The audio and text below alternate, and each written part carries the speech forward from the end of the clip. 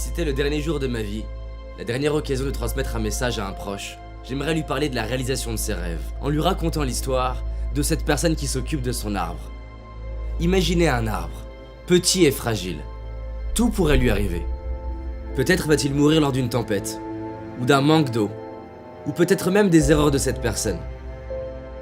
Alors pourquoi s'en occuperait-elle alors que rien n'assure qu'un jour il devienne un grand arbre? Tout comme cette personne se posait cette question vis-à-vis de son arbre, nous demandons si ça vaut le coup de croire et d'avancer vers nos rêves incertains. Parfois nous avons peur. Peur d'échouer, peur d'être critiqué, peur d'être rejeté. Et pour cette raison nous n'osons pas.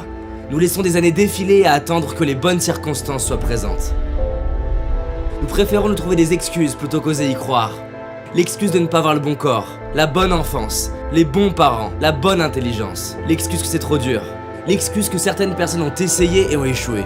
Mais vous savez, risquer d'échouer, c'est risquer d'apprendre. C'est risquer d'être fier de soi. C'est risquer d'être heureux. Et peut-être même de réussir. Pour en revenir à cet arbre, c'est vrai, cette personne n'a aucune garantie de réussir. En revanche, si elle écrase elle-même son arbre, l'histoire est finie. Elle a la garantie de ne pas y arriver. Si on écrase nous-mêmes nos rêves, il n'y a plus aucune chance de les réaliser. En y croyant et en osant, je ne peux pas vous dire que vous réussirez. En arrêtant d'y croire, je peux vous garantir que vous échouerez. Alors pourquoi ne pas tenter ? Je sais qu'il existe une petite voix à l'intérieur de vous qui vous murmure que vous pouvez le faire. Et de tout temps, nombreux sont les hommes et les femmes qui l'ont écouté. Il est viré de son équipe de basket considéré comme trop mauvais, Michael Jordan.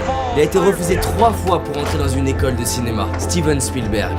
Il est licencié de son journal pour manque d'imagination, Walt Disney. Elle a été refusée 30 fois, lui disant que son livre n'avait pas les ingrédients d'un bon livre, J.K. Rowling. Ses professeurs de chant lui ont déconseillé de chanter, lui disant qu'il n'avait ni la taille, ni la voix, ni la culture, Charles Aznavour. Mon propos n'est pas de dire que parce qu'ils y ont cru, ils y sont arrivés, mais que s'ils avaient écrasé leurs rêves, on ne connaîtrait même pas leur nom. Parfois nous n'avançons pas vers la réalisation de nos rêves car on se dit « c'est trop gros, le résultat n'arrivera jamais ou dans trop longtemps ». Mais se dire ça, c'est oublier les cadeaux quotidiens, les récompenses de chaque preuve de courage.